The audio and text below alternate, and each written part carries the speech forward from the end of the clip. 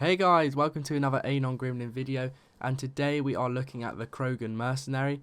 This is going to be slightly different to all the other reviews that I've done. Usually I review them solely at base level. With this Krogan Mercenary, what I'm going to do is I'm going to switch up the reviews a bit. I'm going to do 2 reviews like usual, but for the Krogan Mercenary I'm going to do one review for him from early to mid leveling, so from level 1 to level 10, and how he feels in those levels, and then a review from rank 10 to rank 20, so end leveling, so to speak. I hope that makes sense to you. So this is him early game and what you can expect from him, a review from him before level 10. So what I've done is I've got each skill that's unique to him to at least rank 3. So as you can see, Flamethrower, Fortify, Flak Cannon and Rage. But then all other skill points that I gained until rank 10, I invested where I saw fit. So this can kind of be the build video for you. If you want to see how I developed the Krogan Mercenary up to level 10, you can use my perfect, well not perfect skill tree build, but my semi-okay build. So anyway, let's get into his skills. His first skill is Flamethrower. So I'm going to quickly run through how this can progress. So his rank 2 can be recharge speed, rank 3 damage, rank 4 damage or recharge speed, rank 5 can increase burning damage and duration with its lingering burn, or rank 5 can be reach. This makes the Flamethrower go further. Rank 6 can be anti-armor, it's 50% more effective against armor, or it can be blinding heat. Damage output from enemies on fire is reduced by 50%. Then let's move on to Fortify. So Fortify, if you activate Fortify by pressing LB and RB or L1 and R1, it means it improves damage resistance at the cost of restricted mobility. So here we go. Rank 2 is recharge speed. Rank 3 is protection. Rank 4 can be protection again, or you can reduce its effect on mobility. Stop that buff. And rank 5 can be power armor, melee damage, gun accuracy and gun stability are improved by 20% or 30% if it's the melee. Rank 5 is shield feedback, shield regen bonus of 25%, health and shield regeneration delay reduction 40%. Rank 6 is unmoving defense. Accumulate damage resistance as long as you remain motionless with active Fortify. That's quite cool. Or its other rank 6 is explosive purge. Manually deactivating Fortify triggers an electric explosion, stunning nearby enemies and priming them for combo detonation. Very nice. Then we get on to his third ability, which is on RB or R1. That's Flak Cannon. If you want this tree in more detail, look at my Turing Havoc review, because I went into the skill trees in a lot more detail, and the Turing Havoc Trooper has Flak Cannon. But anyway, rank 2 gives you an extra power cell for it, giving you 3 power cells. Rank 3 is damage and force. Rank 4 can be damage and force again, or another power cell. Rank 5 can be stunning, briefly stun affected enemies. Stun duration is 2 seconds. Rank 5 is anti-armor, plus 50% damage versus armor. Rank 6 can be flak, 50% more shrapnel explosions.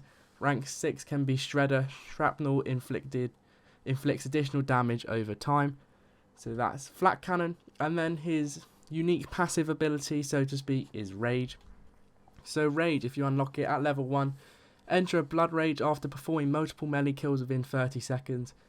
So that improves damage resistance, it gives you melee bonus while enraged, and Rage lasts for 30 seconds, and it requires you to get 3 kills with melee in that 30 seconds. So rank 2 can be strength, rank 3 can improve resilience.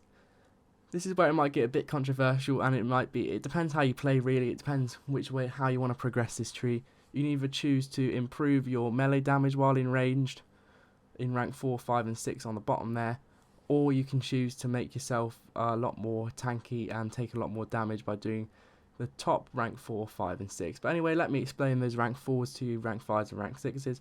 So rank 4 you can do resilience, plus 15% max health, plus 15% max shield, plus 5% damage resistance. I've gone with the melee for rank 4, increased melee damage and increases melee damage bonus while enraged, plus 25% melee damage, plus 25% melee bonus while enraged. Rank 5 is regeneration. You can have regeneration while enraged. You can completely regenerate your health, plus 100% health regeneration, plus 50% health and shield regeneration delay reduction. Rank 5 can be martial arts if you choose it, and that's what I've chosen. Gain a ramping melee damage bonus with each melee hit or melee kill performed. Ends after a melee kill has not been performed for 10 seconds. So it gives you a melee bonus per hit of 5%, melee bonus per kill 20%. Max melee bonus can only be 65% though. And then rank 6, you can have Berserker. Rage will now automatically trigger when you're low on health. It will trigger when you go below 33% health, so when you're on a third of your health it will trigger. Gives you plus 25% melee damage, plus 50% rage duration, minus 1 melee kill required obviously. And then rank 6 can be inspirational. While in rage, other nearby players receive damage resistance. This does not stack with rage bonuses. Allied damage resistance 30, allied buff radius 6 meters, plus 20% max health, plus 20% shields. So let's get on to how he's performed in game. I've rambled about his skill tree enough, so here we go.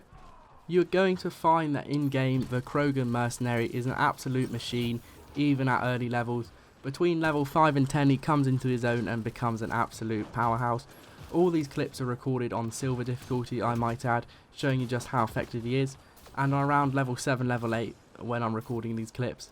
And you can see straight off the bat that he is a melee god.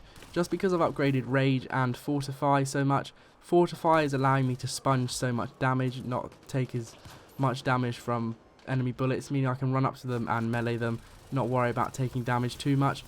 But what is most important about him is that Rage ability. Because I've upgraded it so much, I'm able to get so much melee buffs, so many melee buffs, which is absolutely amazing. As you can see here, I've entered Rage. Every hit I get off with Rage gives me plus 5% melee damage. Every kill I get gives me 20% bonus damage. It's absolutely amazing how much damage you do with this guy's head. He's an absolute tank, he's a machine. I found myself not using guns with him very much just because I was running around meleeing everybody. Because I could sponge their bullets, I felt I could just run up to them and be like, so what, you shoot me, I'm just going to come in and headbutt you. That sounded really cheesy, didn't it? But anyway, yeah, I found myself not using guns. If you are to use guns with him, you can see here I'm using my Hurricane. Ideally, you want to use a shotgun on him, but the EA/BioWare gods have not blessed me with a pack with a shotgun in yet, surprisingly. Only have the common one that they give you at the beginning, and I didn't really fancy using that, considering the Hurricane does so much damage, and it'd probably be better than that shotgun. So as you may be able to see at the beginning of the video in my skill tree, I did invest in his rage tree to make him more of a melee focused character, improve his melee damage. You can decide instead to make him more tanky by improving abilities such as having him regain all of his health once he enters rage mode. Personally, I didn't do this just because I think I play conservatively enough to have me dropping in health a lot not be a problem. But if you are somebody that engages a lot of enemies and you are finding yourself dying a lot with him because you're engaging enemies too much, maybe in that rage tree invest more in health abilities than melee abilities. I've been talking about Rage and Fortify in conjunction a lot just because I really do think they complement each other. Another thing to mention about Fortify is it does have that downside of it does restrict movement. However, this is not a problem whatsoever. It doesn't restrict movement too much, and because you have Fortify on a lot of the time when you're playing, you're stupid not to. You don't really notice that you're going slower just because that seems like the norm. The pace of him with Fortify on, because you're using it so much, seems to be his normal speed. You don't really notice him being slower because you don't really use him out of Fortify. Let's move on to his other skills. The skill on LB/L1 of Flamethrower is also extremely useful. You can see that a lot in this clip especially. It is very good because it is short range and because you're in enemies' faces a lot, it's very useful. But it does last a hell of a long time, even though I only got it up to rank 3. It lasts for bloody ages and it does quite a lot of damage to enemies. I was surprised how much damage it actually does. It also has the benefit of slightly stunning enemies, so you can use the Flamethrower to stun them a bit and then run in and then melee them and do the melee damage like I've been doing all throughout the video basically. The one thing about Flamethrower as well is I was using two very low weight guns on him. I was using the Hurricane and the Sidewinder. I could have just had the Hurricane on him really because I was using guns so little, but because I had such little weight, that Flamethrower was regenning and cooling down in about 4 or 5 seconds, so I could use Flamethrower a hell of a lot. I don't see why I didn't as much. I think it's because I was just getting carried away with melee kills.